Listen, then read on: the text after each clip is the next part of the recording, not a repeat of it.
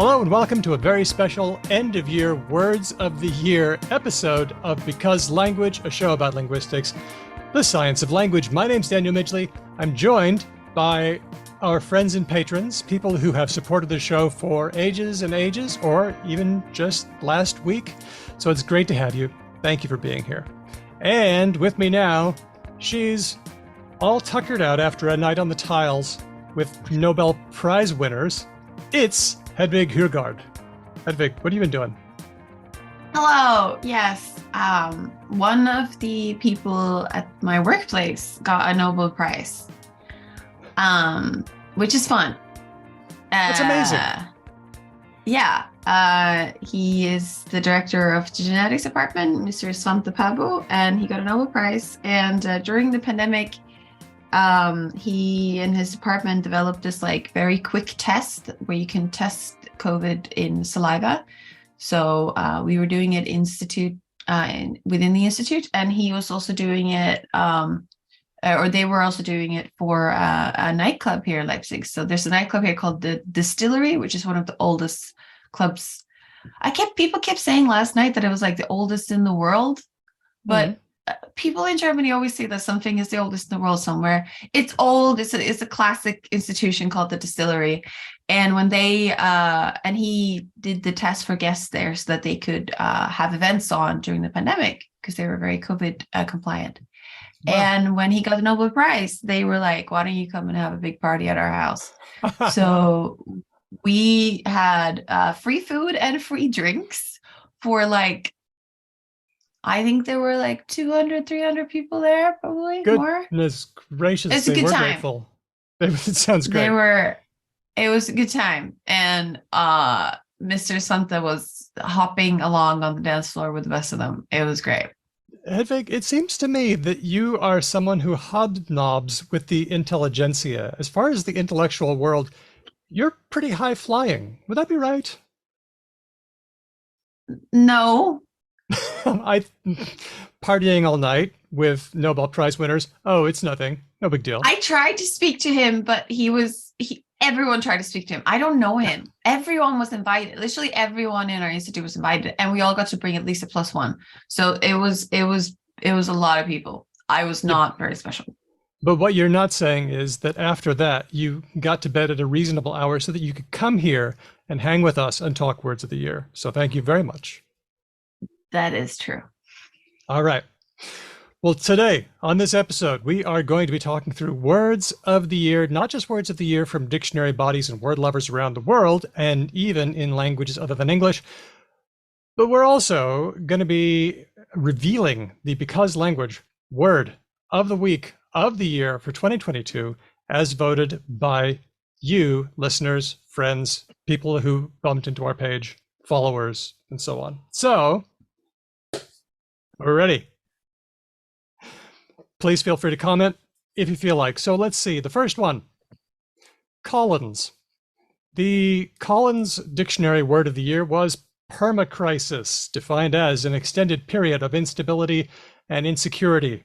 Their rationale was that we have had a never-ending string of black swan events that have been, any one of which would have defined a typical year, but now we've got political instability, we've got a war in Ukraine, climate change, cost of living crisis, energy crisis, everything crisis. Oh, yeah, permacrisis. What a way to start. Amazing. I just thought, Collins, are you okay? Wait, Collins, where are they based? I don't know, but my memory of Collins is that they're mostly geared toward English learners. That was my sense. That might be wrong, but they do a lot of stuff. Collins with Online English Dictionary.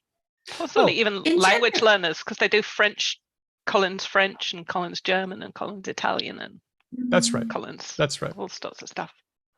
Oh, sorry. Before I get too far into it, forgot to mention Ben is unavoidably detained. I think he's in someone's car boot somewhere. So I have texted him how to get out. By the way, this is something that's very important to look up beforehand. He'll be joining us as soon as he can. Anyway, yes, permacrisis. So that's one.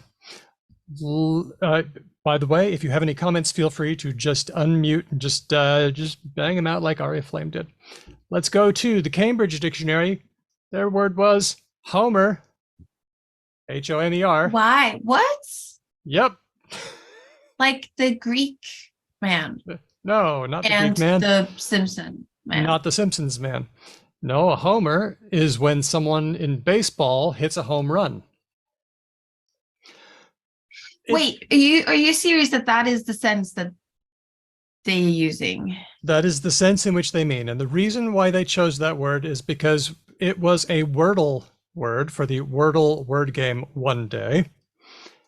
And when that turned out to be the word, people found it inexplicably perplexing. And so they hustled over to the Cambridge Dictionary, not specifically, but dictionaries in general, to look it up. So that's why. Oh. There were many Wordle words. Is it also like a type of person? Like a homebody is a homer.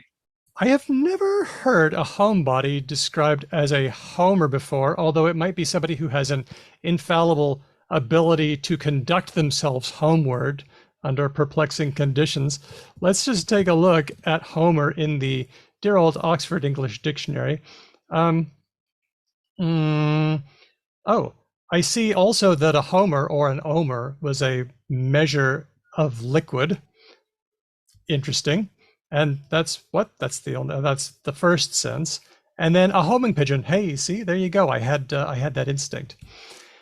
You know, whenever there's even a slight curveball in the Wordle, whenever there's like a word that's specifically American or that seems especially, like I noticed that howdy, Howdy, was the Wordle word last year, one day.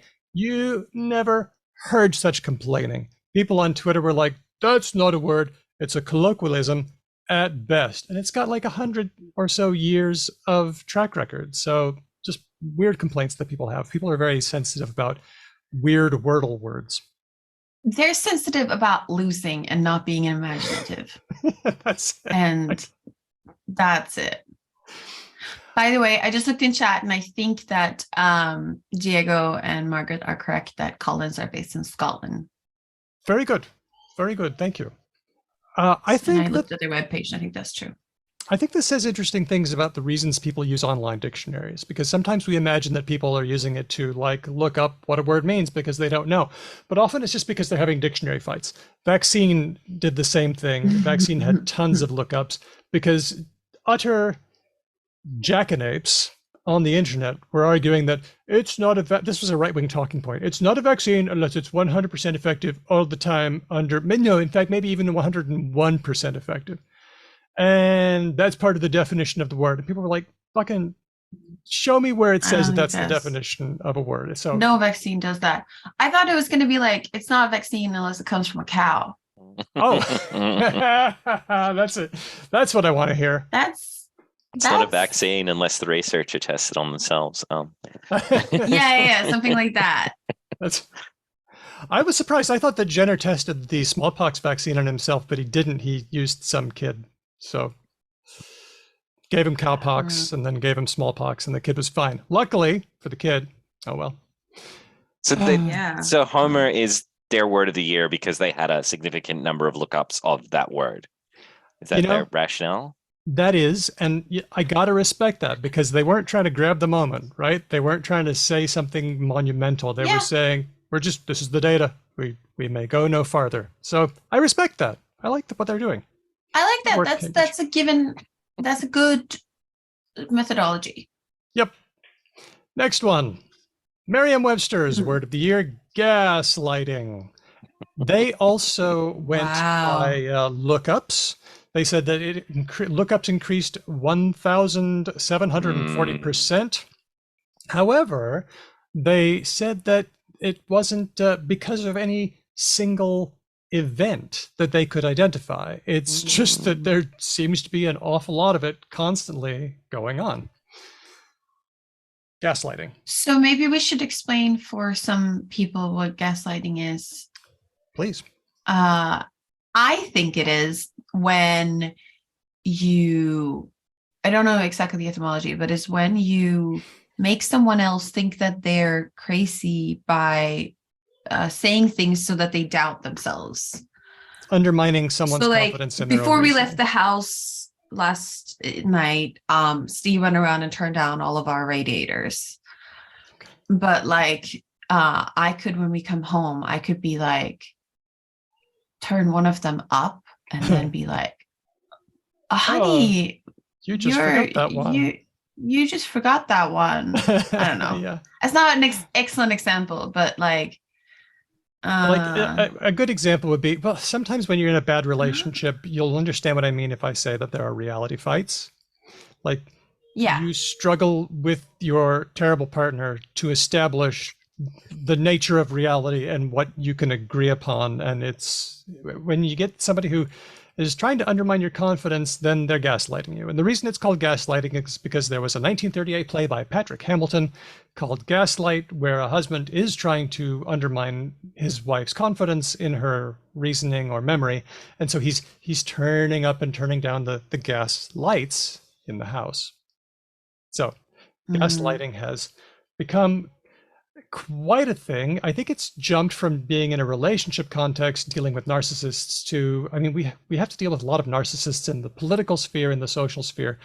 I'm thinking of the podcast by Sarah Kendzior and Andrea Chalupa called Gaslit Nation. We're seeing a jump of gaslighting into the political arena. So that's interesting. I am a little surprised that it isn't related to that trial that happened this year. But yeah, I guess it wasn't. Go back. What is this? I'm using that trial because I don't really want to. So the Amber Heard Johnny Depp thing, and I would have thought that gaslighting would have come up in that context in a huge way, and that was like an extended period of time where that was going on. So I'm that like you might be right. Yeah, that would be that would be a good candidate for the instance because it wasn't one thing; it was like going all the way along. Yeah, but that could be like a just so story, like a really neat, pithy explanation of the data that the data doesn't actually support. But yeah. Good. Okay, let's move on to the Australian National Dictionary Centre, AusWorders. They had teal. We all know about teal, yes? Well, I know that when it comes to outdoorsy girls, there are teal girls and magenta girls. Oh, you know about this? No, I do not, but I'm curious. You got my attention. Women's outdoor clothing are essentially in two colors. Oh, okay. Magenta and teal. And people tend to just stick with one. So you start picking magenta, soon you got a whole outfit in magenta. Yep. And if you mix the magenta and the teal, then you look like that 90s cup, right? The swashy cup design. You know the one? Yeah, I do. And I think someone on TikTok or Twitter made the observation that like people don't tend to do that. So like you're either a magenta girl or a teal girl. But I don't know if that's what this is related to. I come on, we did this one with Tiger Webb back in episode. Oh yeah.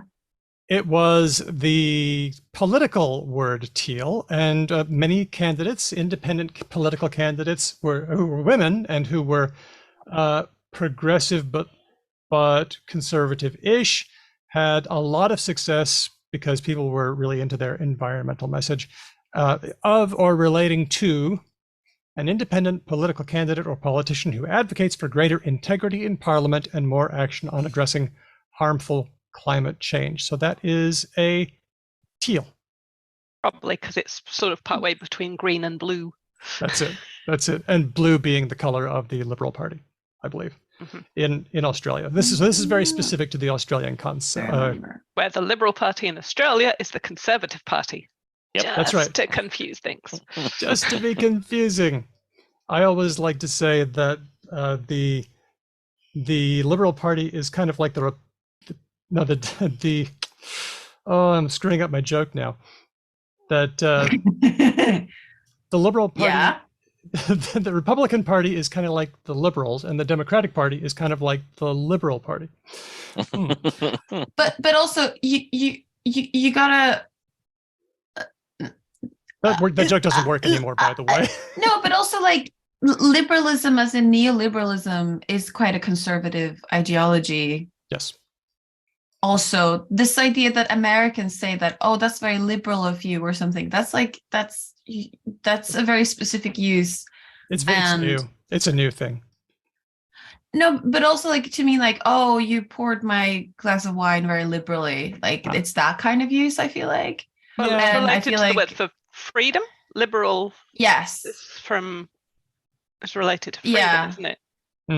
It is. Right. And then like neoliberalism is a very specific ideology that a lot of people just call liberalism. And in Europe, like most things that are called liberal are on the right side of things. Yeah. I think US is the weird ones. Once again, the US doing things that nobody else does, like using US letter paper or the imperial system. Oh, well. Oh my God, I had to submit a journal article in US letter paper. I mean, I just changed the setting on Google Docs. It was fine, but it's fine. But then you had to change all your date formats as well. Oh, America. Oh, I'm never doing that. I'm not even sorry, you got me on a tangent and I'm a bit distracted this morning. We had gaslighting from Merriam-Webster and teal from Australia National Dictionary. What is next? Oh, I wanted to also say that the Australian National Dictionary had cooker. That was one of their runners-up. Cooker. He's a bit of a cooker. A derogatory term for a person involved in protests against vaccine mandates, lockdowns, and a range of other issues perceived to be infringing on personal freedom. Oh, I didn't know that person was cooked. Yeah, cooked. Yeah, cooked and cooker. Oh, wow. So in the US, there's pilled, right? Which is not the same, but similar. Yep, we'll talk about pilled. That person's very pilled. And in German, people who don't like vaccines are Querdenker, across thinkers. Like cross? Huh. Across, like anecdotally in like technician and engineering sort of fields, the phrase "that thing is cooked" in Australia is often used for that thing is so broken you cannot fix it. You know, such and such is cooked, we have to replace it. Possibly an extension of its goose is cooked. Could that be where we get it? More research is necessary. Let's go to Macquarie Dictionary. They had 2 votes. One was a committee that chose it, and the committee was people that are quite good. Tiger Webb was on that committee. David Astle was on the committee as well. Other people, and they chose teal. But then they also had the People's Choice word. The candidates were Goblin Mode, which we'll get into. Spicy cough, which is COVID. That's not just a regular cough, that's a spicy cough. And the winner, voted on by people, humans, Bachelor's Handbag. Woo! Which was one of ours a little while ago. Yeah, how many episodes can we remember? Yeah, that's the thing. Also, it's very early in the morning and I had a big night out. So like I'm the perfect audience surrogate here. Yes, you are. Yes, you are. All right, audience, help us out. What's the Bachelor's Handbag? It's the chicken thing. It's the chicken thing. It's a cooked chicken in a bag with a handle, and I guess bachelors can't cook, so they it's a prepared meal, and they walk around with it, so it's a bachelor's handbag. Isn't it fitting that this involves a bag when it's got so much cultural baggage attached to it, like knowledge about bachelors, knowledge about how willing they are to cook, knowledge about supermarkets? Maybe German supermarkets don't have them. Don't know. It's pretty Australian. You know, you walk past the bread section and it's like, oh, vegetarian me does not like the smell of all the bachelor's handbags. But mine's near the deli. Yeah. That's what it is. Deli, that place that I ignore. I ignored the deli to the extent that I thought it was bread. Okay, fine. So they also nominated, the committee for Macquarie, nominated truth-telling. And they say, with increased discussion of the First Nations voice to Parliament, there is a sharp focus on the need for clear, unembellished truth-telling about our past. To which I respond, word. Let's go on to Goblin Oxford Languages. They had a vote between Metaverse, Goblin Mode, and I Stand With, and they chose people chose goblin mode. This was voted on. Oh yes, good choice.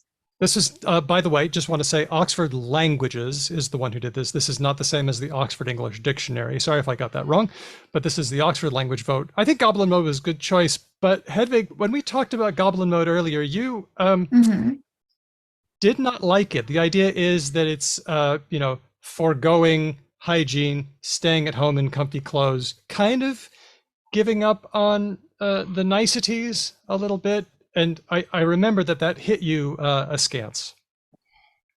Do you still feel that way? Or I'm a homebody. I like being home. I like being indoors. I have fared very well during this perma crisis because I don't suffer that much mentally. Other people are like, I have to go outside at least once a day, otherwise I go mentally like funny. Yep. And I don't have that problem, which I've discovered, which is fortunate for me, considering the state of the world. And I guess that I am at home and I'm in comfy clothes and things, but I do keep hygiene. Like I do clean the kitchen. Okay. I don't know. Okay. I don't know if that's goblin mode. It sounds like it's not. It sounds like you're missing a few key elements of going full goblin. Okay. I'm still kind of fuzzy on the designations between trolls, goblins, and ogres. Goblins are small 5. small things. Okay. Yeah. Trolls are chosen ogres are kind of that in the same kind of sizes, but trolls like when you cut them, they heal themselves. That's kind of that's the D&D like. Got to use Okay. fire or acid. Yep. Thank you. So- Trolls are harder to trolls get rid of than ogres. Trolls in traditional Scandinavian mythology also turn to stone in sunlight, which they also do in Tolkien verse. And Terry Pratchett. Yeah, and in Tolkien verse, they also, I think he says somewhere that goblins and orcs are the same. Such a species would be very poorly adapted, it seems to me, to life on Earth.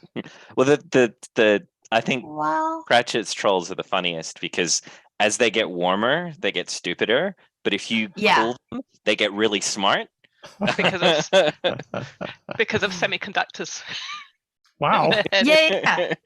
The I vote think they was- use a similar logic in iZombie. Okay, anyway. the vote was between metaverse, goblin mode, and hashtag I stand with, which came up because Ukraine or Rowling or many things. I'm glad metaverse did not make it. That was kind of no. But does anybody At want the the end metaverse of the to happen? year, The metaverse, I think, at is the end done. of the There's something happened in the last couple of days that means I it's think done. I think the CEO quit. Carmack quit. Really? Carmack left Meta on Okay. Friday, and he wrote a scathing thing that became public very quickly. He basically goes almost as far to say that I don't think Meta's going to make it. I don't think this is going to happen. I think that they're just barking up the wrong tree, and I'm going to go off and do AI stuff. Look, I don't want to read my uncle's posts. I certainly don't want to experience them in 3D with, I don't want to smell them. no. It's just a weird idea. But you understand why Mark Zuckerberg, this is my own analysis, and it's not my own analysis. It's fairly common. I'm sure everyone knows this already. But Facebook's problem is it doesn't own the device. If you want to look at Facebook, you have to use an Apple device or an Android device or something else that Facebook does not control. And that means that that's a choke point. And Apple can, for example, prevent Facebook from tracking you across devices, which means that they're cutting out advertiser dollars, which means advertiser dollars don't go to Meta. It's more than that. It's more than that? Oh, yeah. That's So serious. the VR headset by its nature has cameras, and those cameras can see inside your house, and Meta owns all of that data. We If don't you have need Quest headset, that's in the license agreement. They're allowed to take all of that data, and they're allowed to repurpose it for anything that they want. So, yeah. We're already really creeped out by Instagram ads that are suspiciously accurate. We don't need more. No. There's God. yeah. It's just one more way in which Meta really just does not care about its user base. I said years ago on a Talk the Talk episode, there was a thing. Remember that one where some researchers got a hold? They allowed some researchers to use data to turn up the negative sentiment or positive sentiment on individual users' feeds and see how they felt. I remember that. And I said, if Facebook doesn't get this under control, it's going to get bad. Well, Facebook did not get this under control. Facebook showed that it really, really was willing to compromise user satisfaction and user safety. Really. Yeah. So I don't know if we want to go down that rabbit hole, but like, not only was like they didn't pay attention to the results of that study, the only consent they had for running that study was their license agreement. So they didn't ask the users if they wanted to opt into anything. So that was essentially like an unconsented to experiment on a whole bunch of people. Yeah. And there's a lot of stuff happening in the Mastodon space where researchers are looking at Mastodon public data and going, oh, we can do the same things we do here on Facebook. And a lot of the Mastodon admins are going, no, you don't own this. This is just because this is public does not mean you're allowed to reprocess this. You need to ask consent, and if we catch you, we will ban you from this instance. And there's a big sort of fight going on about that. Good. Thank you, Lord Mortis. That is honestly the best advertisement for Mastodon I've heard so far. That is very exciting. Ooh, speaking of exciting. Daniel, yes, we have a new person joining us. Yes. Who is that person? Who is that? Sorry, I'm. Who is it? It's not the Ben. Is it Ben? All right, I'm gonna pin him. Boop. All right, that's cool. Thank you. I was unaware of that, so thanks. Well, let's move on until he gets here. Dictionary.com's word was woman. They said this year searches for the word woman on dictionary.com spiked significantly multiple times in relation to separate high-profile events. For example, Bloody Matt Walsh. That's and one. Rowling. That's another. U.S. Supreme Court Justice Ketanji Brown Jackson had her hearing, and Republican Senator Marsha Blackburn tried to turn it into a circus by throwing in, "Can you define woman?" So dictionary.com has made that the word. We have to be super careful when we go into a lexical space like this, because it's really easy to hand some awful people ammunition, and when that happens, it really is to the detriment of the community. So I looked at this and I said to myself, "Oh no, am I the only one that felt that way?" No, I my first reaction was just very naive and stupid, and was like, "I'm a woman." Woo! Awesome. And then I was like, "Wait, why?" And then I thought, "Oh, it's because everyone is upset that trans women exist." And they want to talk about it, and they want to go to a dictionary to find the truth and then beat it over the head of someone else. And this is maybe where we need to remind people. I don't think many people listen to our show, but maybe in general, that like dictionaries try to record what is a cultural consensus and what is a convention, not what is reality. Mm-hmm. But you're right. And It's dictionary. Things. It's dictionary fights all over again. Like Homer was a fairly benign version of that, but this is kind of bad, and we have to be super careful when we're stomping around. It's the same with pilled. So we had red pilled after the Matrix movie, when somebody had, become based. Seen the reality behind reality, and how the cabal really pulls the strings and whatever. Yeah. Blah blah blah. That's being pilled. But then I saw black pilled, and now it's kind of just throwing any random thing in. Like if I've been playing a lot of Zelda, I could say that I've been Nintendo pilled. I'm random thing pilled. But you can? This is a tweet by our pal Ricker Dockham, who mentioned this and was asking the American Dialect Society, "Hey, is pilled on your radar, because this is coming up?"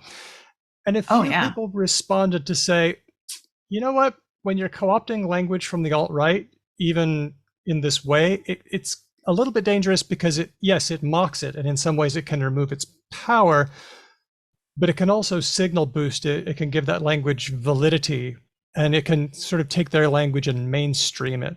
So again, we have to be pretty careful when we're stomping around in this area.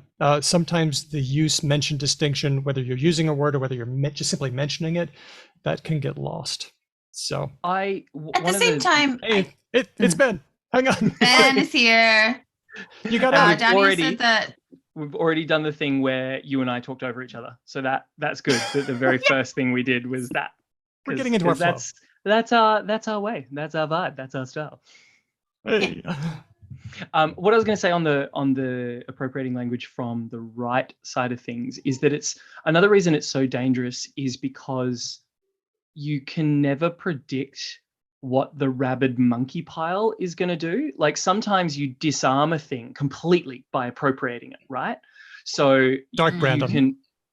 Right. Like you can take a thing that they're using, and it kind of feels like maybe that's what's happening with Pilled here a little bit. Like if I've been Nintendo Pilled because I've played too much Zelda, that for me very much robs that thing of any cachet or power or any of that kind of stuff.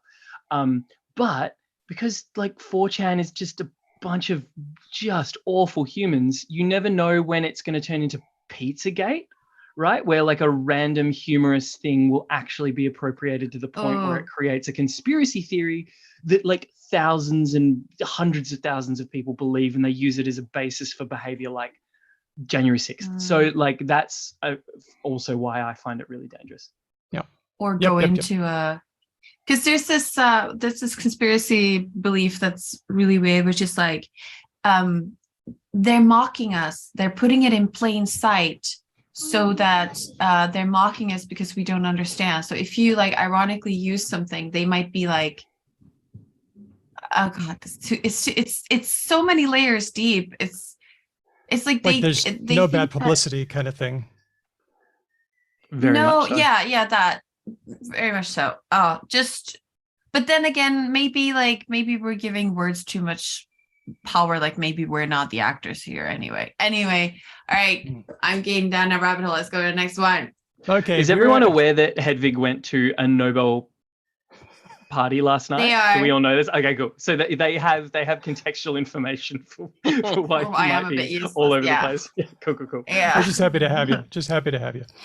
Let's go to the non-English words. A lot of these were suggested by Diego, who has been finding and unearthing a lot of these, but there are lots of other people, and this is the part where I want you to unmute and just jump in if you get the chance, because this is not my area of expertise. Russian, according to the Moscow Times, which is not a Russian state organism, their word was voyna, which is war. And that's how you know that it's not a Kremlin jam. Because it's not special operation. Right, exactly. The mobilization, and relokacja, relocation, which is the word for a draft, but they didn't want to call it a draft, so that's the Russian word of the year, according to the Moscow Times. Is it Moscow for English speakers or Moscow? Because I just call it Moskva. Moscow or Moscow? What do you say? Diego, you're muted. Moscow. Moscow? I think Moscow. There's a Moscow, Idaho that I grew up near, and so now I'm eternally confused between the two. Yes, because the one in Idaho, that thumping heartbeat of like culture, industry, and everything else is every bit as relevant as the capital of Russia. It's a very American approach, Daniel. Well done. Hello to all our friends in Moscow. We know you're there. Thank you. Let's go to German. That was addressed to the Idahoans as well. The Idahoans. I actually was only referring to the Idahoans. Hello, Idaho. German. The word was Zeitenwende, which is epical change. Epical change. It was named the German word of the year, according to Deutsche Welle. What does any comments? Epical change mean? Epical, like the kind of change that happens once in an epic. Oh, yeah, okay. I also saw it as era-defining change or even turning point when I looked it up on Google Translate.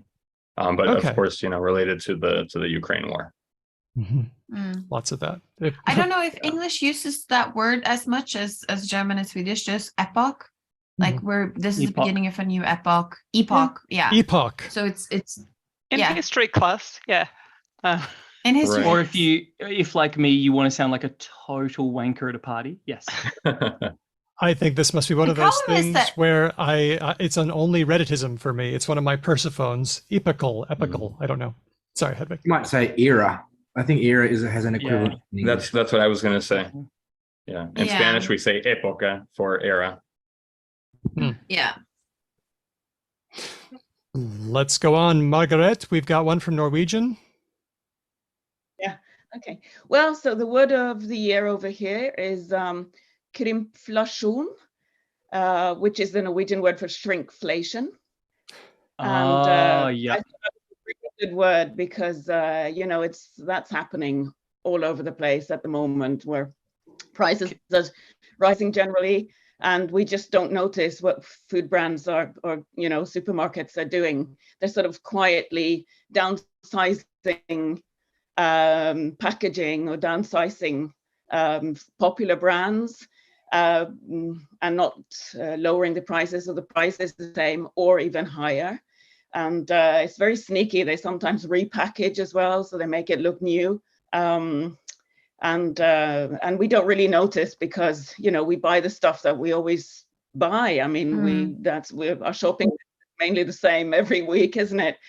So and there was this guy who bought eggs at a supermarket chain called Kiwi here in Norway, and he just bought the pack of eggs as he usually does, and he went home and he thought, there's something funny about this, and so he checked his receipt.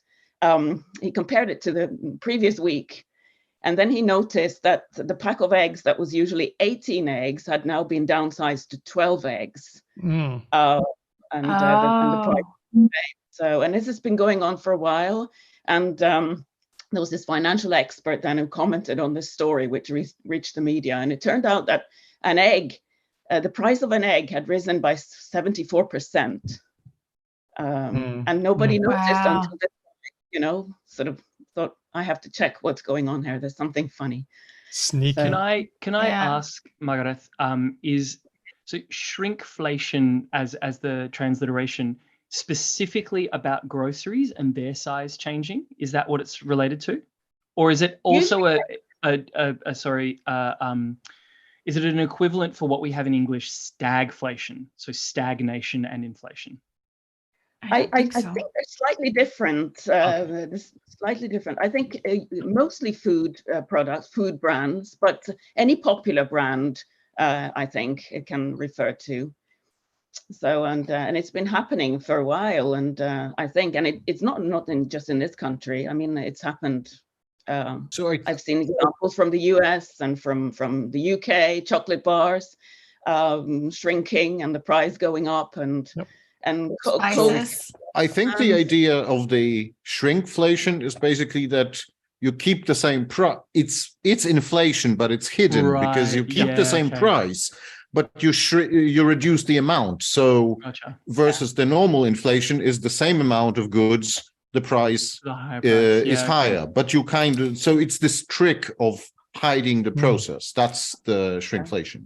I'm glad you mentioned stagflation, Ben, because stagflation is one that came up a lot in the 70s during the economic crisis there. Usually recession and inflation are considered seesawing off of each other, but sometimes you get both, and that's stagflation. But now we're seeing lots of things like shrinkflation, suckflation, all kinds of different kinds of flation. So flation is really becoming a productive morpheme. Oh, there we go. Yeah, and that's what I found interesting as well, that these new words keep popping up with inflation. So let's move. Thank you very much. Let's move on to the Danish word of the year. Dita, you've been on the case for this one. Yes. It was just chosen on the 16th, live on a radio show here.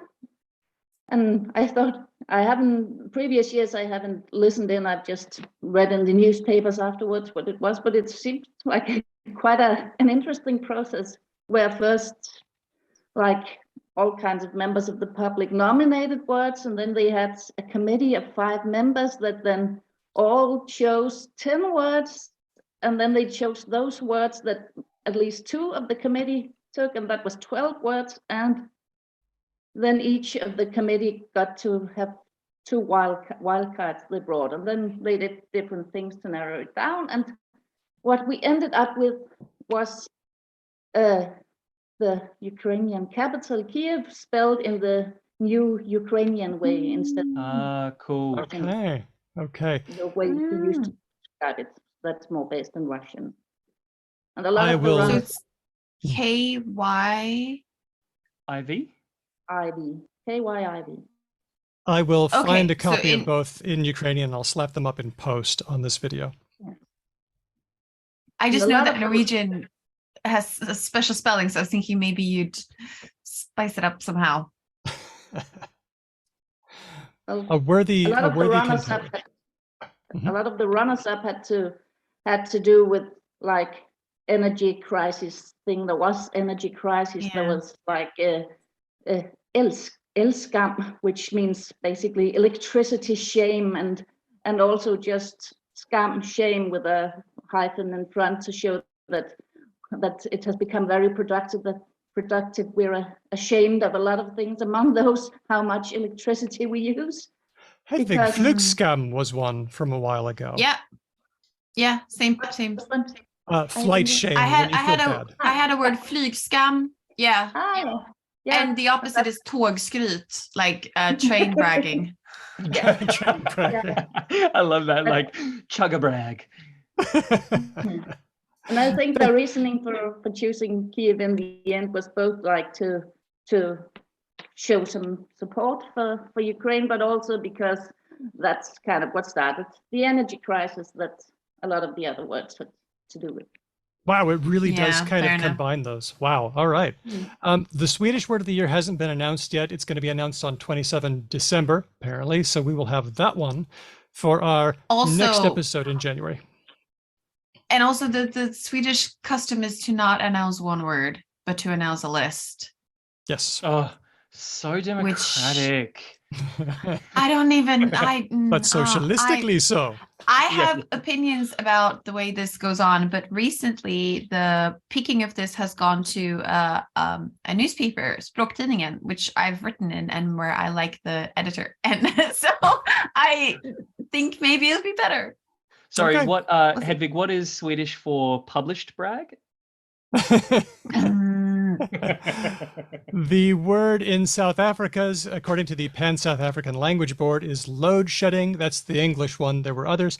Load shedding refers to the way that there's not enough energy in the grid, and so the power board decides that some people just won't get power, so that the whole thing doesn't go down. And it's been a whole thing. There have been guards stationed at power stations to avoid damage and problems.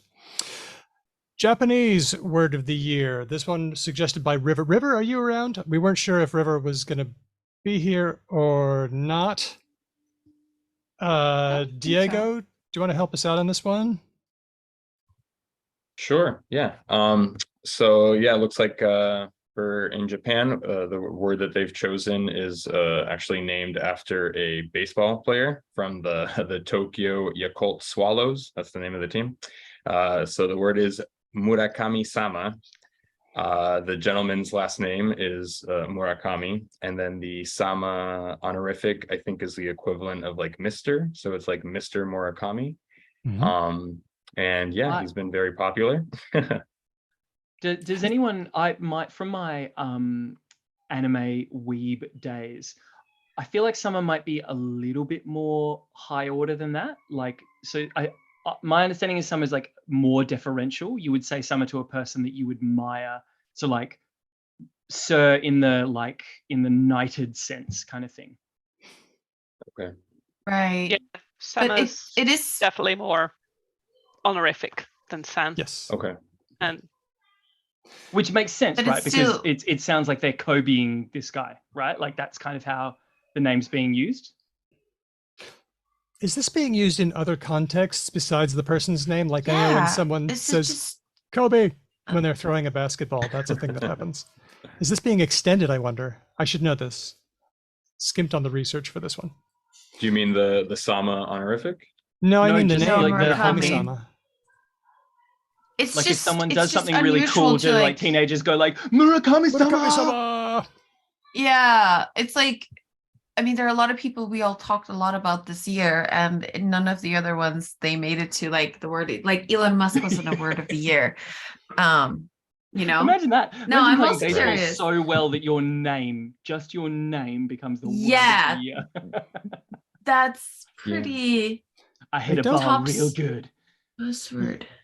Or maybe Oh, he Yeah, throws it the ball says real good. specifically here, he's posing for a picture after his nickname, Murakami-sama, was selected as Japan's top buzzword in 2022. It's a Also, play. I don't know if that Wow. qualifies Yeah. as a nickname, right? Like if people were calling me like Mr. Ainsley, it's Sir Ainsley. Well, apparently his name already has like a play on words with the word for God. So I guess that somehow there we works into go. it. Okay, Yeah. cool. Okay. Wow. Very good. Let's go on to the River also No, yeah, mentioned let's- the character, the kanji of the year, which was sen, meaning war. So that's worth a mention as well. Switzerland. We had a lot of shortage related words. You know, what do you do in a word of the year contest when you have 4 official languages? You pick 4. The German one is Stromangelage. Hedvig, help me out with the energy shortage. Stroman. Somebody who speaks. I'm. German It better than wasn't. me. Oh, Stromangelage. Oh, I did it right. Okay, very good. Stromangelage. Sorry, Come on, Daniel, you Stromangelage. idiot. Sorry. Then Energy friend. shortage. That's energy shortage. Boycotteur. To Boycotte boycott. in French. Italian Or penuria. sorry. Boycotte Boycotte. and penuria shortage in That's the Italian Italian, and Mhm. then manchanza shortage in retromanche, I guess. What were they? Yes. Can That's the someone? first one. I'm not super abreast of like Swedish Mm. domestic news. What would? Sorry, Swiss. Swiss. Sorry, Hedvig. Sorry. It's okay. What were the It's okay. It happens Swiss? all the time. I know, but not to me. What were the Swiss running out of? Energy, I guess. Yeah. Okay. Gas, petroleum products, I would imagine. Okay. Mhm. All right. Yeah. Just the same Yeah. thing as everyone else. Got it. There's a lot of I that. was just But checking to see if it the was Swiss like do this. cheese. The Swiss are cheeky country. I know that like usually their strategy is that when France produces too much energy, they pump up all their water to a high point in their Yeah, yeah, yeah. mountains. And then when they run out of energy, they let that water down and they use the hydro energy. That's not cheeky. If France doesn't want to build a big battery, that's their fault. It's a battery. I know. It's spot the engineer in the room. It's not cheap to be efficient. When you've got when you've got the space and the height for pump storage, go ahead, use it. Hedvig making enemies left, right, and center. I'm Just loving it. please don't like inundate forests to do it. Let's go on to most countries. the German youth word of the year, which was smash or smashing, the verb smashing, which could mean starting something with someone, picking someone up, or having sex with someone. And that's kind of a borrowing of the English usage, as in smash or pass. What a productive word, because we kind of really only use it the one way, right? Oh no, smash or pass. Yeah, but that just means sex. Yeah, but in English, we also use it to mean that you were very successful at something, like I smashed it. Oh, true. Yeah, I forget how my own language works. Thanks for reminding me. Remember, every English word is polysemous, except for the word polysemous. That is such a linguist joke. Yeah, I found out to my dismay. I said every English word is polysemous to someone. Why are you complaining about literally? And they said, what about polysemous? And I looked it up and I said, no, actually, that's just because one meaning. Just one. It's just got one numeral right there. The German second place verb for youth was bodenlos, which means bottomless or groundless, and that means super bad. Oh, it was bottomless. Oh, like abyssal. I like that. That's so evocative. Yeah, I know. I like it. How was your time? Have you ever seen the movie The Abyss? It was like that. It was like that, except my life. Signed languages. I was looking for any sign language, any word of the year in any signed language. Got a nice tweet from the Swiss Federation of the Deaf saying that they were working on it, and so that's coming up. So on our next episode, we look forward to presenting all the ones we didn't get to, the Swedish one, any sign languages that we can find. And also, the American Dialect Society Words of the Year will be nominating ours for the American Dialect vote, and we'll get to that. But before we get to those, it's time for a game. Who feels like a game? I feel like a game. The game is related or not. It's time to play. Oh, yes. So I was listening to a bit of Svenborg Kardub with my daughter. One of their popular songs is called Haven. And she read it as heaven because she's 6. And I said, it's not haven. It's not heaven. It's haven. She says, what's the difference? So I had to explain that. And then I started wondering, are they related or are they not? So here we go. We are launching a poll. Heaven and haven. Are they related or are they not? Now's your chance to vote. I went hard. I see the poll results, but can't. Oh, because I'm an admin. Oh, I'm not. I see you guys voting, but I can't vote. Well, now's your chance. Why don't you tell me what you think? Well, I think they're not related. This is good because I voted they were, and it means one of us is going to win and one of us is going to lose. Okay, but did you have a reason? I know that there might be some Old Norse floating around here.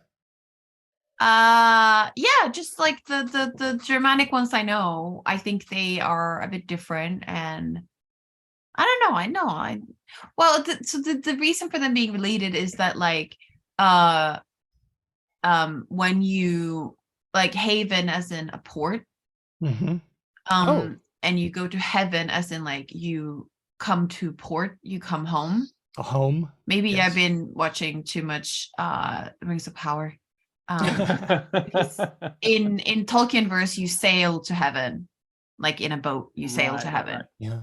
I'm not entirely convinced that will be the explanation behind the words that have a root history of hundreds of years.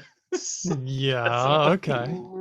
Well, and then I thought to myself, that's not a very good reason, so they must not be related because I couldn't think of a better one. Okay. Well, I'll end this poll. As you can see, the results were 7 out of 10 of you said, yeah, they're related. One of those doesn't count because I had to vote twice. Yes, you did. Okay, fair enough. And the correct answer, they are unrelated. Boo! Yay! Boo! Oh. Heaven comes from Old English Hjofen, the home of God, probably from Proto-Germanic Hibin. Haven is port, and that's an archaic sense of port in English. Seems to come from a different Proto-Germanic word, hafno. So, not related. Thank you. This is now it's time garbage.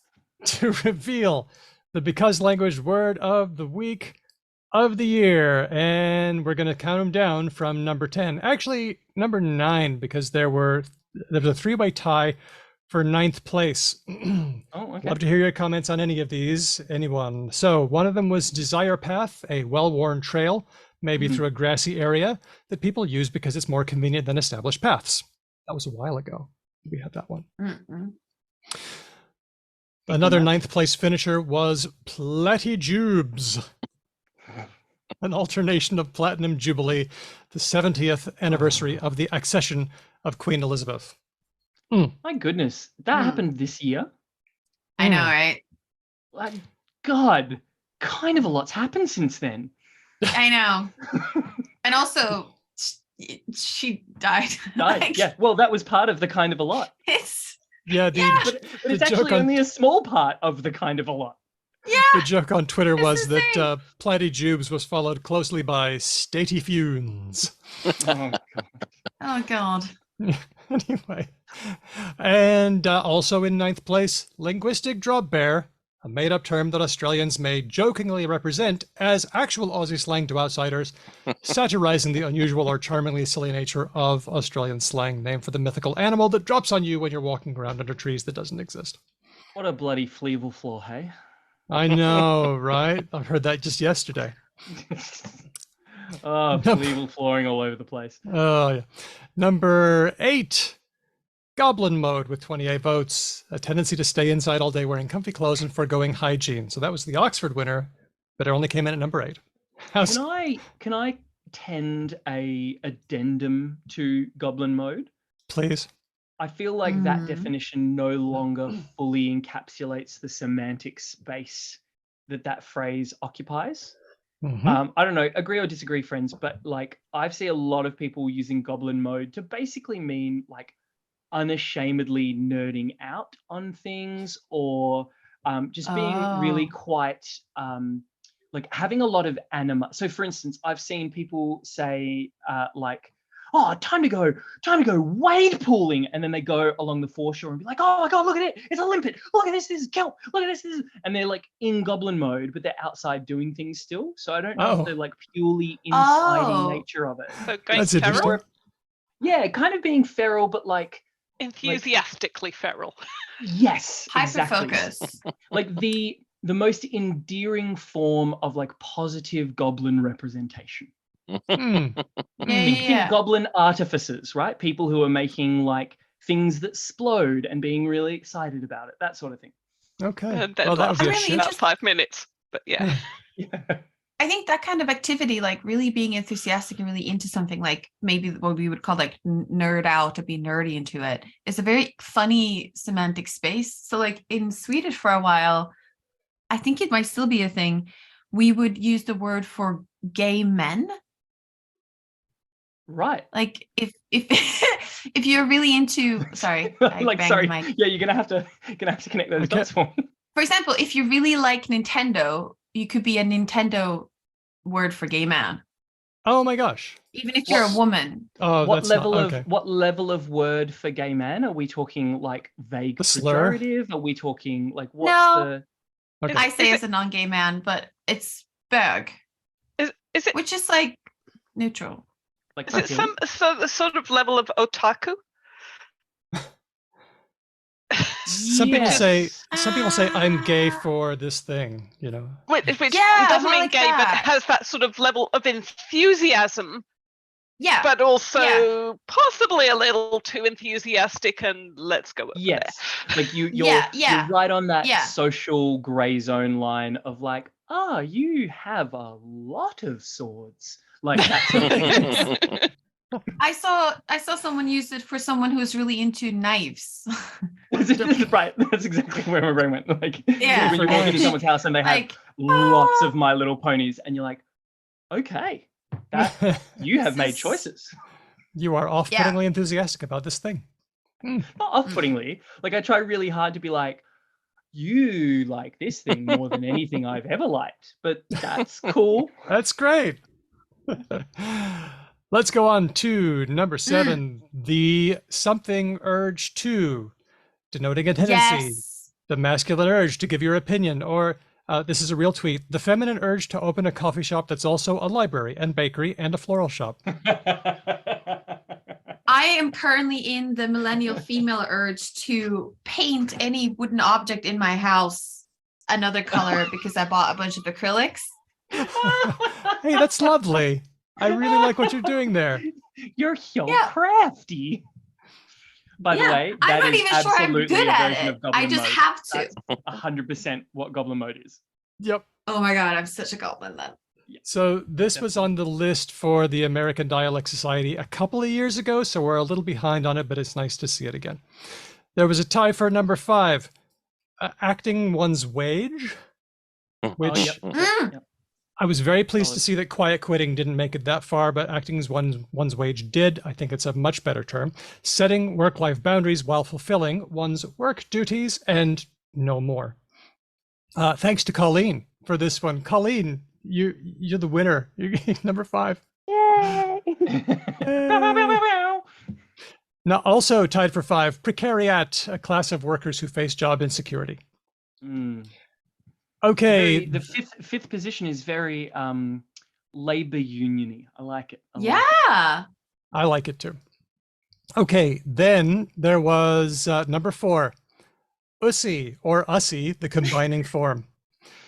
Used to mean any orifice, canal, or opening. For example, there's only one electricity in this room. You monsters. All of you. This is such a. This is. We think this is funny. We think this is great. No one used this seriously. Well, jokingly perhaps. It started with bussy for your anus, your boy pussy, or butt pussy. Went from there. I noticed that we put up a poll once. What should be the word? Thanks to Lena for this. What should be the word for the hole on the puppet through which the puppeteer inserts their hand? And my poll choices were the El Mussy, the Kermussy, the Lamb Chussy. And the winning, answer at 62% was the last one, unsee this.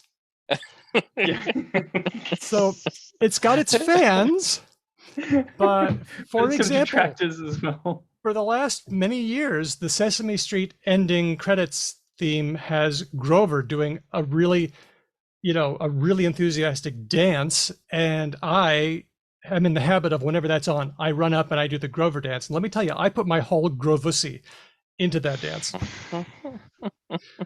Okay, that was number 4. This gives me such an ick. You know how most people respond to moist? That's the appeal. Absolutely how I respond to this productive, and it's just awful. I want to say that this was positive. Corn. That's the worst part. Like, it's not that you're talking about sex stuff. Sex stuff is great. It's this word. It's bad. Yep. This one was doing okay on the vote, and then suddenly, for no reason, it started racking up tons of votes very quickly on Twitter. Oh. I don't know why. So let's go on. That was number 4. Almost certainly a racist thing, for sure. I think there's just a lot of people who like it, but they like to make people squirm in that moist way. Okay. Number 3, we're down to the top 3. Are you ready? Yes. Main character syndrome. Yes. A person is said to have this if they treat others as merely supporting characters in their lives. Can I add a postscript to that one? Please. Something I've seen in the youth of my job. NPC has become a very common burn to lay. That was one of ours as well, but it wasn't as popular. But it didn't make it to the top 10. Non-player character. Non-playable character. I feel like NPC and main character syndrome are just like working together, and these kids are just like, oh, sir, no, that's such an NPC move, sir. You can't do that. I'm not going to let some NPC tell me to get vaccinated and wear a mask. Things. Oh, yeah, like an NPC. I'm like, okay, fair, I guess, because in a video game, the teacher's not going to be the main character. No, you're going to be somebody who just does the same thing over and over again and bumps into things. And But sometimes, like a couple of years ago, I was in Stockholm and it was very foggy and I needed directions, and I was walking around, and it was that kind of fog that you have in video games when the graphic isn't rendering and they're trying to save on your GPU. And I walked up to a woman with a dog and I was like, do you know the directions to this place? And she was like, I do not. And then she kept standing there. And then I walked up to another person that was like, do you know the direction? And they were like, I think it's there and to the left. And they were all just standing like an NPC in a game. They were just standing in their spots. And I walked up to them and was like, hello, I'm a traveler. I need, Hedvig, is there a non-trivial chance that you're just recounting a acid story to us right now? Like Have you mistaken the video game for real life? Either that or she wandered into a flash mob. Yeah, exactly. That's what I'm thinking. Let's be NPCs. It just happens sometimes, Did any of them take an arrow to the knee? No. Also, okay. I'm just telling you, I was in the fog and I asked 2 people for directions, and you're all like, you were an acid. Like, no, I think you were in a flash mob. Hang on. No.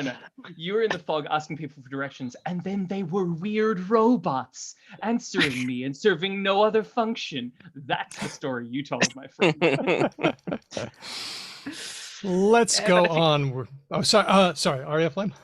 Well, if you don't actually interact with the NPCs, you don't get any further in the quest. That I can tell you. There you go. Yeah. There you go. True. Number 2. Hedvig, this is one of yours. Not. Ooh.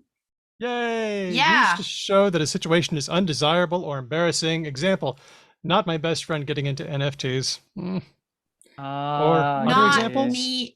This actually happens. Not me recounting something I've experienced and people ask if it's acid.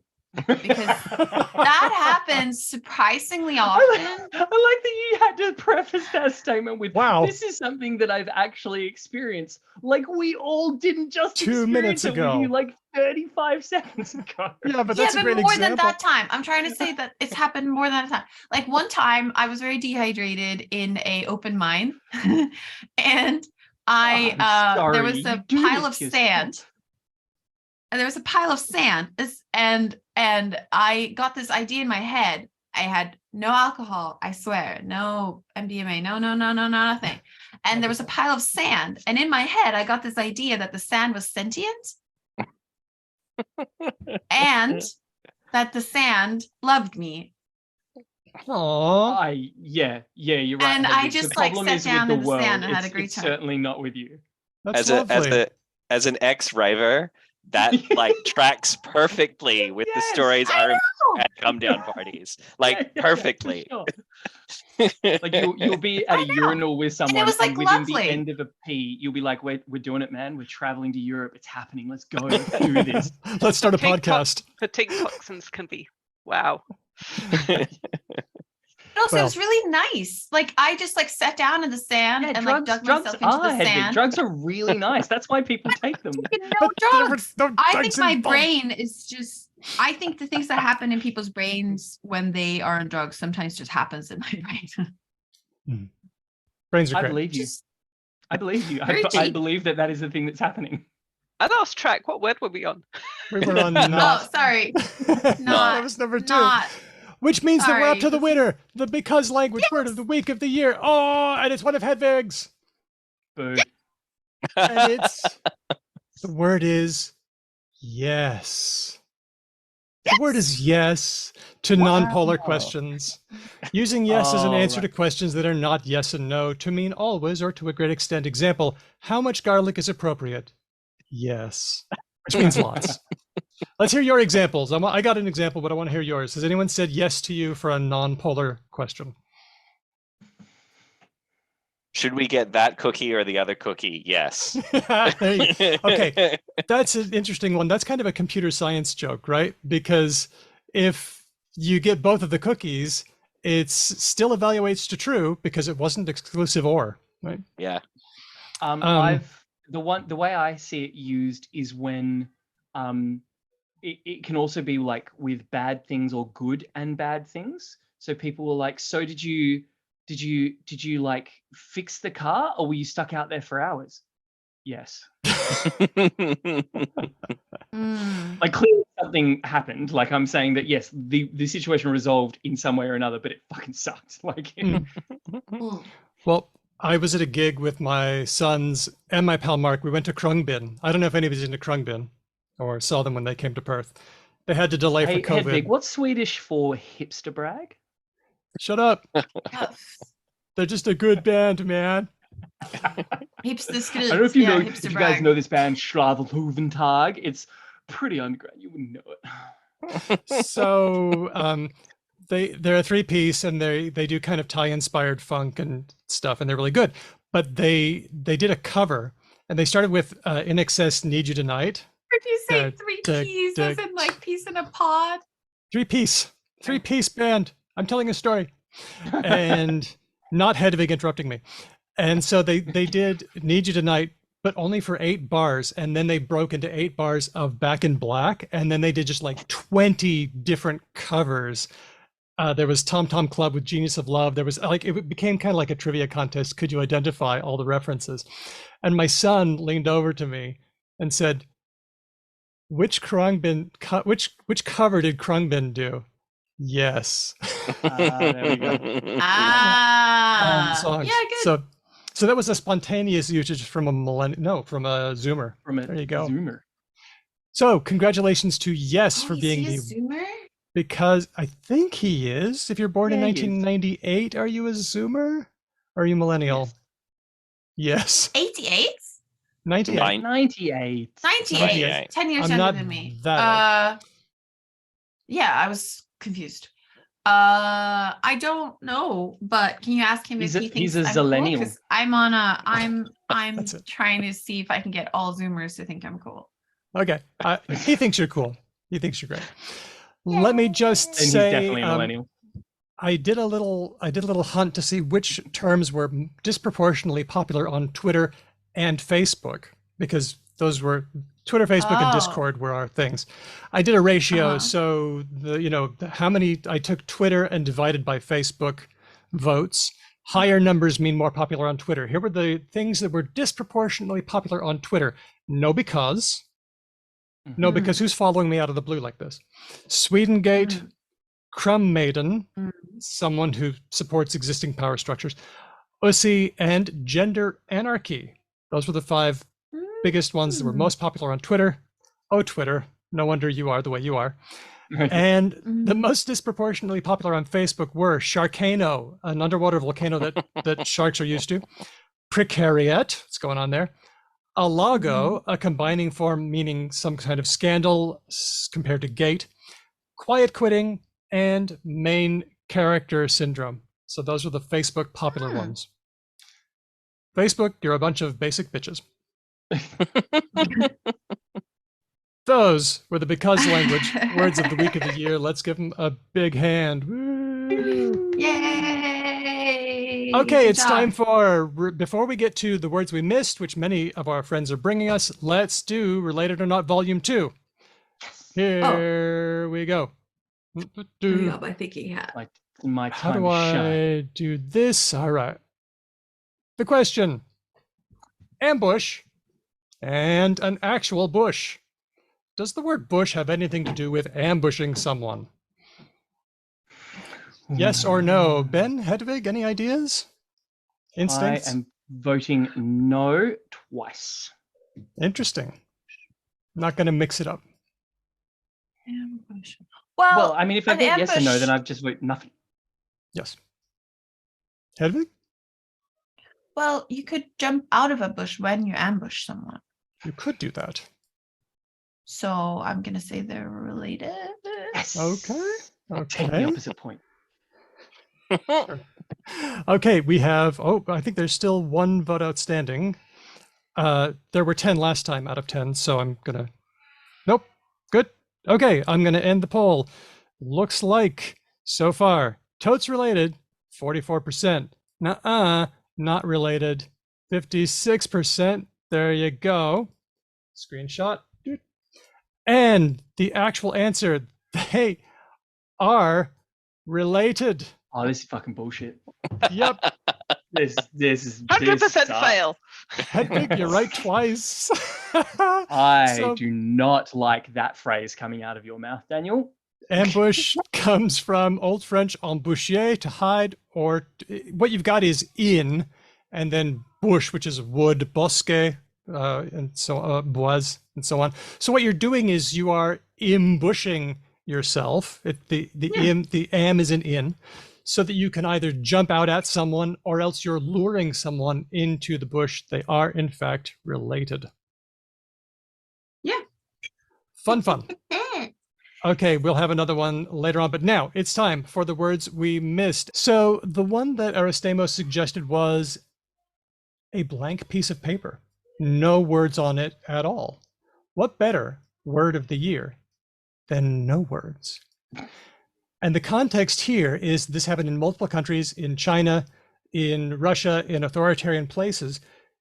Protesters would hold up blank pieces of paper and then get hustled into police vans. Oh, that's right. I remember that. Yeah. A way of protesting against the absence of freedom of expression. So it's a very good sort of way of civil disobedience. It's like, I can get arrested just by saying nothing at all. And that's how terrible the situation is where I'm at. I think it's very effective. Very easy to meme on the photo afterwards. Yeah. So. Yeah. This is why I don't hold up pieces of paper. Or successful success. Who knows? Mm-hmm. Okay, another one. Spicy. This I wasn't really aware of until Hedvig pointed it out. It came up on a few episodes. Spicy take. Yeah. You've never, what do you mean you've never heard of this, Daniel? What? I heard, the first time I heard it was on our show. Ben, you and I are on TikTok and he's not. I guess. So there's lots of uses. So I follow a lot of cat rescues. So kittens who are Spicy kittens, like spicy kittens are like kittens who are like when you try and grab them, they're like, oh, it's a spicy one. Spicy cough we had earlier. Yes, Spicy as in like a little bit like erotic, like, oh, that person has a spicy profession, they're a sex worker. Mm-hmm. That kind of thing happens as and well. And of course, spicy takes that might be controversial or unpopular. Yeah. Mm. Yeah. Good. Energy. The word energy has been used in lots of contexts, but we've seen big dick energy.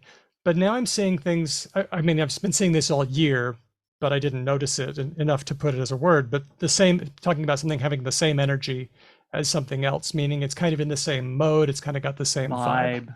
Yeah. Someone in the Guardian has been sitting higher as well because of actual energy stuff, like literal usage of energy. Someone in the Guardian said that John Cleese had divorced energy, and I have God, he has ferocious bitter divorce energy. Sorry, Hedwig. No, I agree. John Cleese has divorce energy, but I was thinking the other day about like trying to explain the kind of internet culture that I am a part of to my mother, because I'm realizing that I was thinking like maybe it's like a very, very complicated in-group joke. That's maybe how I could explain memes. But when it comes to like, sometimes people take two vines or like meme videos and say, oh, these two have the same energy. And it's so conceptual and abstract, but I really agree. You know, has this ever happened to you? No, I Abe Simpson in situations like that. I 100% when people are like, oh, look at these two clips that give off the same energy, and they're like completely bafflingly different. I'm just like, I used to know what it was, then they changed what it is, and now what I am isn't it, and what it is scary and weird, and it'll happen to you. I still know what they're talking about, but it's very vibey. Like, it's very hard to like. What's a good one? Like, you know, like, have you seen the thing like Picasso? I like it. Yes.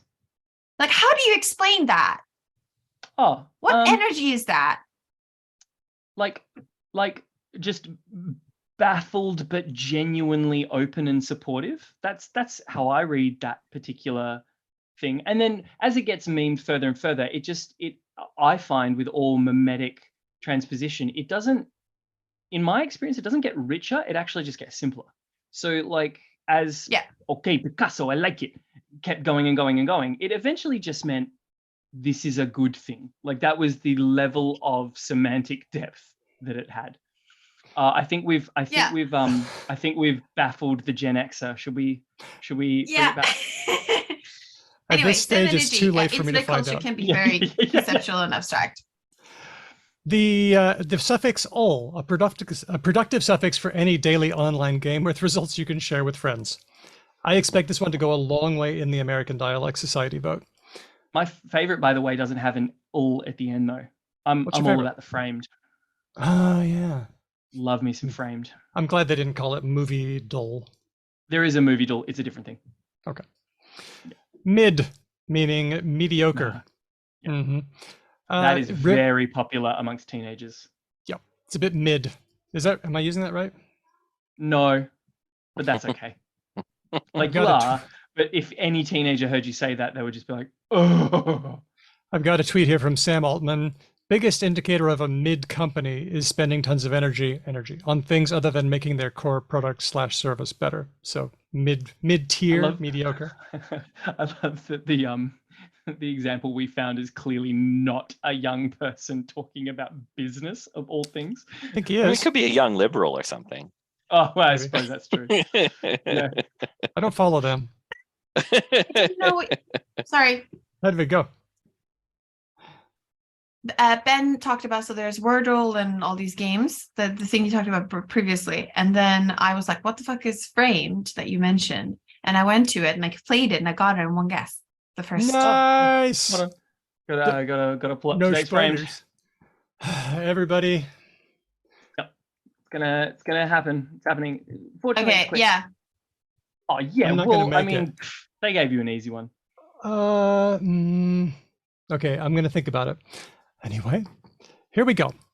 Okay, The next, sorry, next Ben. one. Sorry, Daniel. We're the worst today. I'm the worst today. River suggested aro ace, aromantic asexual. Is it aro ace or arrow ace? Help me out. I don't know. I believe I it's don't know arrow. either. I believe Arrow? it's arrow ace. I think it's Okay. arrow Yeah. ace. The term has kind of exploded, says River, and everybody is talking about it, and lots of people are learning about the term. Diego, Umer, what's this? Yes. So I'd come across Doomer. I can't remember exactly what the context was, but it kind of led me down the rabbit hole of maybe Umer being a productive morpheme. Most popularly we have, Boomer and Zoomer, and then we have Doomer is the one that I had that was new to me. So it's pretty much people who are, on the internet looking at or worried about things like doom scrolling type overpopulation. individuals. Right, exactly. There's a bit of an overlap with that. And then on Urban Dictionary, they also mention like gloomer and bloomer and stuff like that. So there's a few of them out there. Those are specifically about climate change, right? People who are pessimistic about climate change.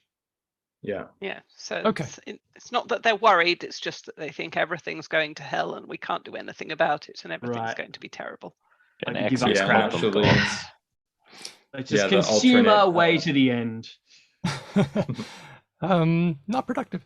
Let's now share a recording from Pharaoh Cat, who brought one, and that's tire extinguisher, not fire extinguisher, but tire extinguisher. And I'll play that now.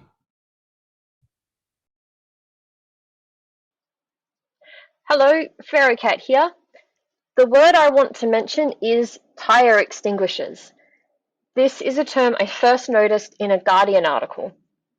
Tire extinguishers are climate activists who have been deflating the tires of SUVs as a protest against high-polluting vehicles. On one occasion, they apparently deflated the tires of over 900 SUVs across Europe and the US in one night. So that term again is tire extinguishers. So, spicy. Look at you using the lingo of the young people. Well done. I'm a quick learner, I'll tell you. Yes, yeah. What do you think? I think it's a very specific and potentially quite limited use case. But I like it. I like the play on words with fire extinguisher and tire and extinguishing the tire. It's a funny play on words. Yeah. Okay. It's also, cool. I hate big SUVs in inner cities. So Yep. Fair. Yep. Fair. But I live in Europe where people don't have my kids to school. I think I think direct action is definitely something that is valid. You do have to ask yourself, are you taking action or are you just fucking with people's shit? Who spot the SUV owner? I do not have an SUV. Wait, And yes, I do. But you have to also consider, so how much extra energy and emissions are going to come from the replacement of all these bloody tires? Because they're not going to get rid of the SUV. They're just going to get new tires. Apparently, it's not slashing tires. It's sticking a lentil inside, leaving it there so that it deflates overnight. All right. Yeah, you. Okay, so not actual. Cool. You get the valve and you just stick something that wedges in the valve and just holds it open so that all the air pressure goes out. Okay. Right. Well, our last one that we missed was suggested by Adam. Adam, this one's for you. This is prompt crafting, mostly spelled with a space.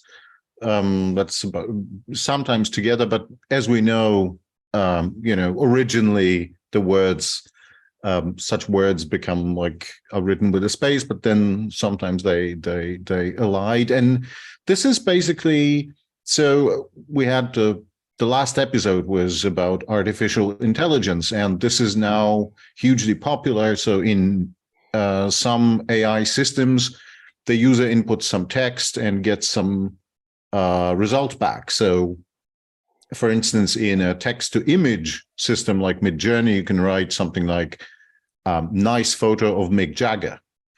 But that's not very specific, so you will get some results that aren't maybe such a great image. But then you may write something like Mick Jagger by David LaChapelle, 1970s. And then you may get some images that may be good. But then you can also write something like 1970s David LaChapelle style, colorful fashion, high angle, full body shot of Mick Jagger, pose, shot on 70mm film, award-winning editorial photography. Yep. And Well that's crafted. Sometimes you may overcraft or overprompt, so you specify too many kind of details, and the system doesn't know where to go, and is trying to kind of merge too many concepts into one, but sort of fine-tuning this and writing these prompts well. That's sort of the prompt crafting, and there are lots of blog posts about it, videos about it. People are kind of discovering. And the really interesting thing is that these are often like visual artists who now are reading about, what's a noun, or, what's a verb, or what's an adjective, what's a grammar. And that's sort of applying sort of some linguistic knowledge to it. But the other interesting thing is that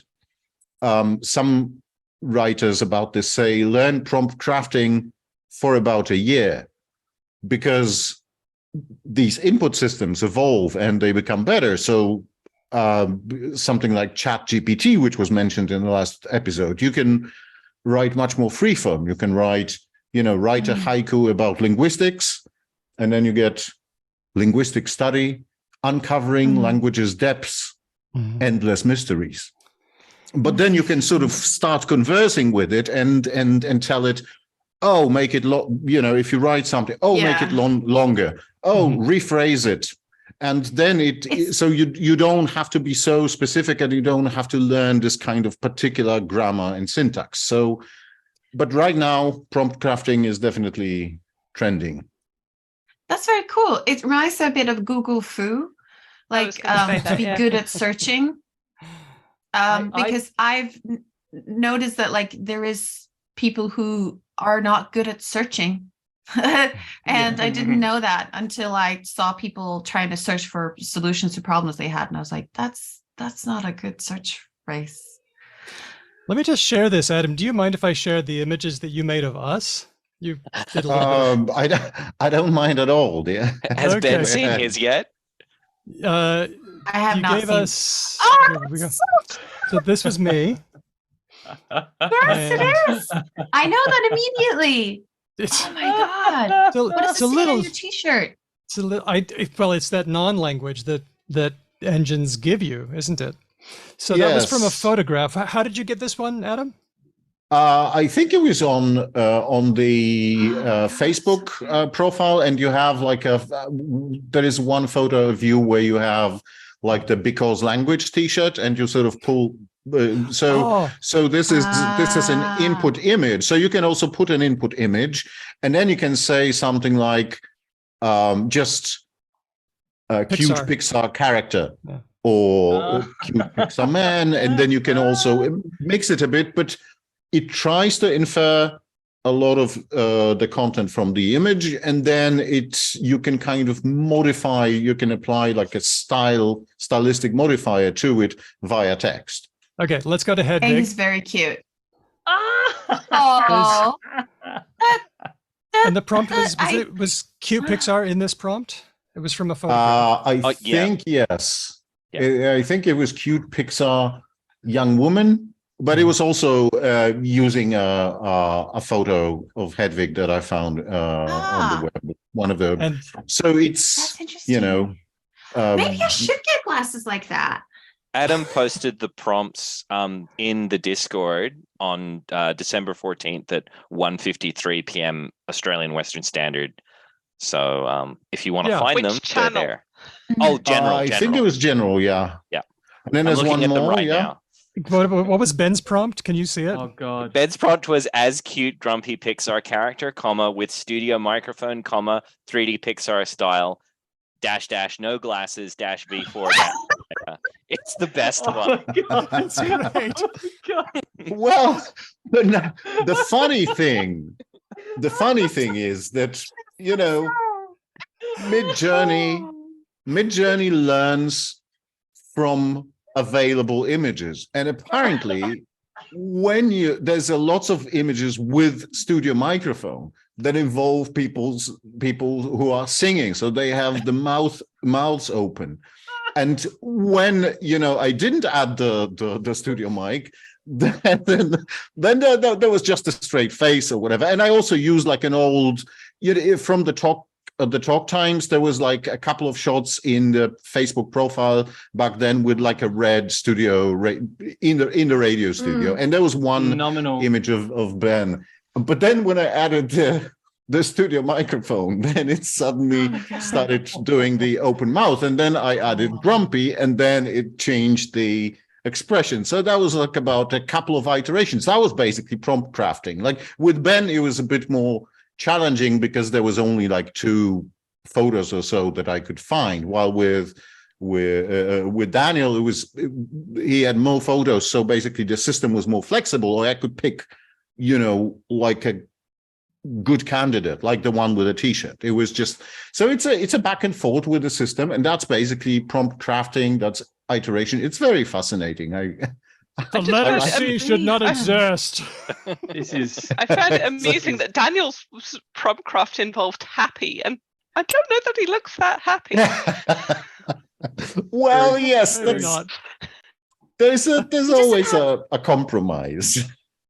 Daniel doesn't actually, I think, have that many pictures online of you smiling. I maybe, possibly, not sure. Yeah. But then if you add like something like laughing to that prompt, even with an image, then Midjourney will kind of force the Pixar character to laugh, and that can get very grotesque, but also kind of funny. Well, this has been a That's terrific so journey through good. the world of words of this year. Were there any themes? Shortages? Crisis, energy, war. Yep. Yeah. Apocalypse. It doesn't sound like a fun time to be human based on the words that we've had this year.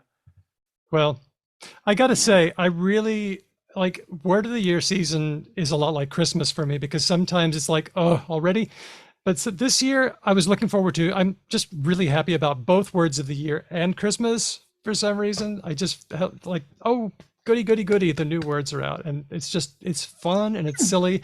And when we're going to talk, I had a chat with Mark Ellison, Linguist Pal, that's coming out pretty soon, but we talk about the whole word of the year phenomenon and how we have a repertoire, and when we can extend our repertoire in fun ways, we like to do it. And word of the year gives us a chance to sort of do that, except for all of the devastation and permanent crises and things.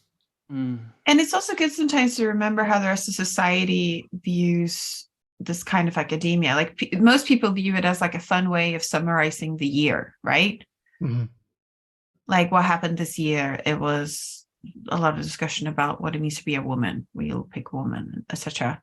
I think about that sometimes, that like some of the, like for some of the people, we're like a bit of a spice to the rest of the society. They don't think about us all the time, but they think about us a little bit now, and it's cute. We're cute. We're a little cute spice. Mm-hmm. As long as we can avoid Columbusing words, as long as we're honest about attribution and saying, hey, a lot of these words come from African American English, or a lot of these words come from the queer community, or whatever. Mm. Okay. Thank you, everybody, for all the help that you gave us, not just for bringing us words, but also for voting and for being here. This is a lot of fun. Let's get to some comments from Eve via email, hello@becauselanguage.com. Eve says, in this week's episode, you all mentioned only being able to infix fuck into abso-fucking-lutely. I submit the example. I believe I came up with an alternative. I want to put that out there. You did. Carry on. Well, I think we're all having a collective brain fart about it, because it's just like, what's a good example? Eve says, I submit the example fan-fucking-tastic. It's my favorite swear to use when I'm That frustrated one I and things know. are going wrong. Oh, Love the show, says Eve. we were sleeping on that. It was just, we really were. it was at the end. We were tired. I would like to Alessandra, submit that we're up to 2 now. to what? Does that mean it's a productive pattern in a language if we've got 2 cases? I want more. I believe that I gave an example where you could take a random word like Kalamunda, the name of a suburb, as long as it was metrically dense enough, and you could do it. Yeah, I reckon you could do it with, like, if you were frustratedly having to explain something to someone and you started off with "be fucking cause that's how it's gotta be." Something like that. Unfucking believable or unbefucking believable. Not sure.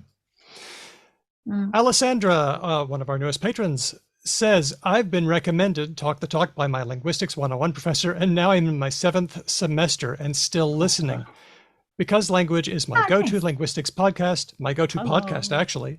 And when I listen to it, I feel like I got my dose of world news. How about that? Shit. Really, I know. I really want to second the person who praised you for the generativism episodes. By the way, I was learning precisely about that when they came out, and they helped me so much sorting out my thoughts. I thought you might like this poem my brother Daniel prompted ChatGPT to write. It's long. Okay. Maybe just two stanzas. Okay. We'll put the whole thing up in our episode page for this episode. Noam Chomsky's ideas once held sway in the realm of linguistics they did play, but times have changed and now it's clear his theories are no longer held dear. Once his notion of a language innate seemed a groundbreaking idea, replete with evidence to support its claim, but now it seems it's lost its fame, and so on. And it goes on for 3 more stanzas. And look, this pretty good. This toy like makes some good product. It's frighteningly well, good. It tried to rhyme innate with replete. I know.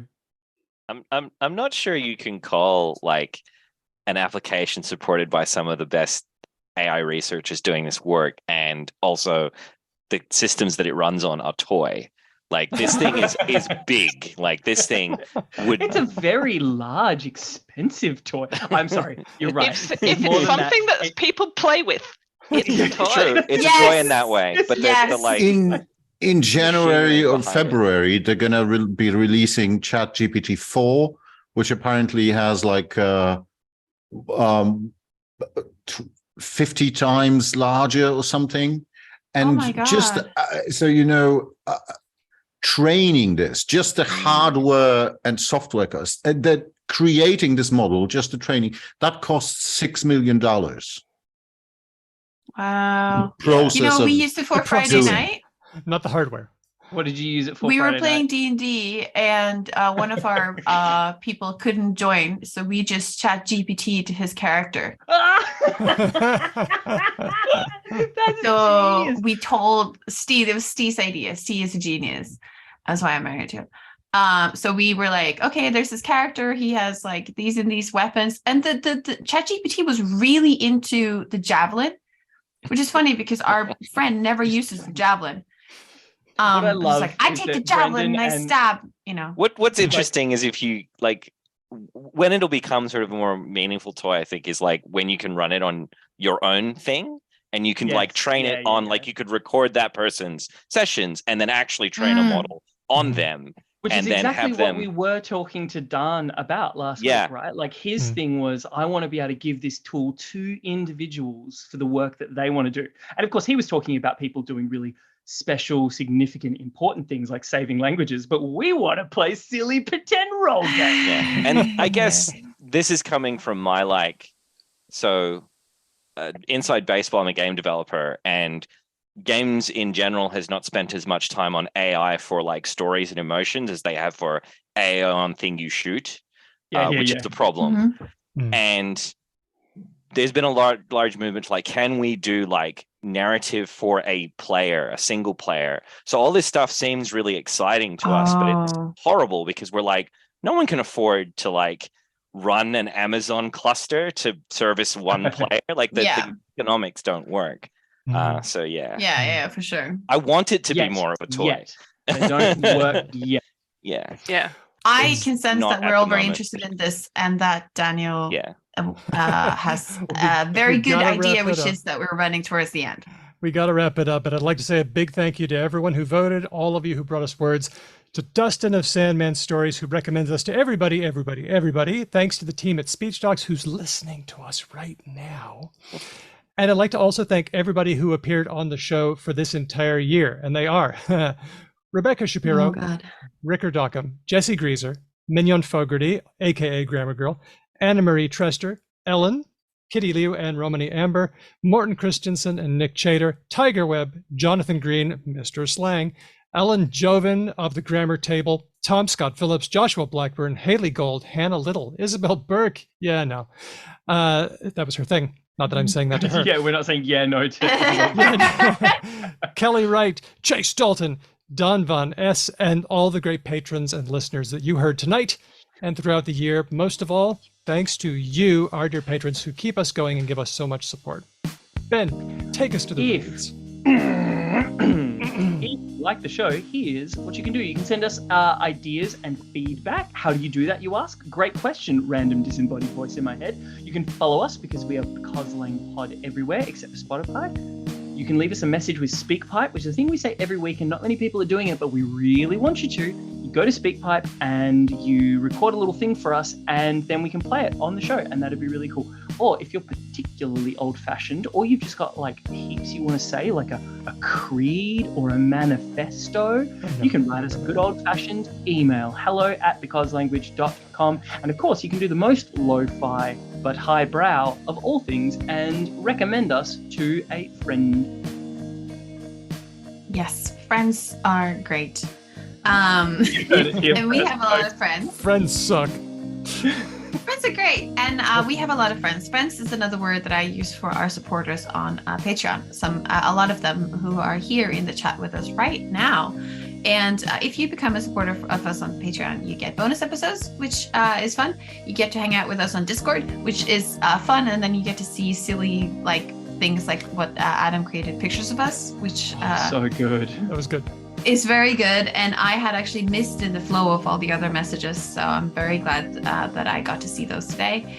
And you also make it possible for us to give a little some money for our guests and pay so that we can get transcripts so that these episodes are searchable and findable and available to people who might want to read through it. And now I'm going to attempt. It used to be that the list of supporters on Patreon was such that I could do it in one breath. It is no longer the case, and I am not trying it anymore. Because it's not, it's just useless. Okay. Oh, and I see that it says check before airtime. Does that mean that I can use the version I have, Daniel? Yes, you can. Okay, good. Okay.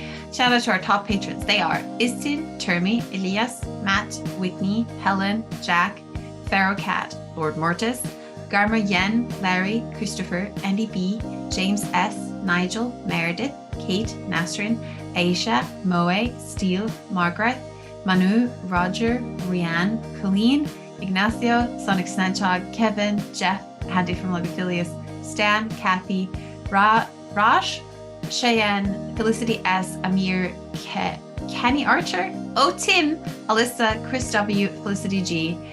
And you can also donate to us on Coffee, which is, I think it's Coffee or Ko-Fi, I'm not entirely sure, but it's a place a lot of people use to just, if you want to send us a quick short time donation, that's another place you can do. And we should also shout out our newest patrons at the listener level. They are Alessandra and Burek au fromage. So Burek is a Slavic Bulgarian thing, right? I'm not sure. I'm Turkish? sure. Didn't get time to look that up. And fromage is cheese. I like Burek. And Burek also is, I Margaret. think, Turkish. Yeah. Good, thank you. And also Margaret, who bumped up to the supporter level after years of being a patron. Thanks to all of our amazing patrons. Our theme music has been written and performed by Drew Koplianov, who's a member of Ryan Bino and of Didion's Bible. Thank you for listening. We'll catch you next time, next year, because language. Pew, pew, pew, pew, pew. Everybody wave. Bye. Bye. Thank you, everybody. That was a lot of fun. Thanks so much. Thanks for being patient with me rocking up late, everybody. We love you, Ben.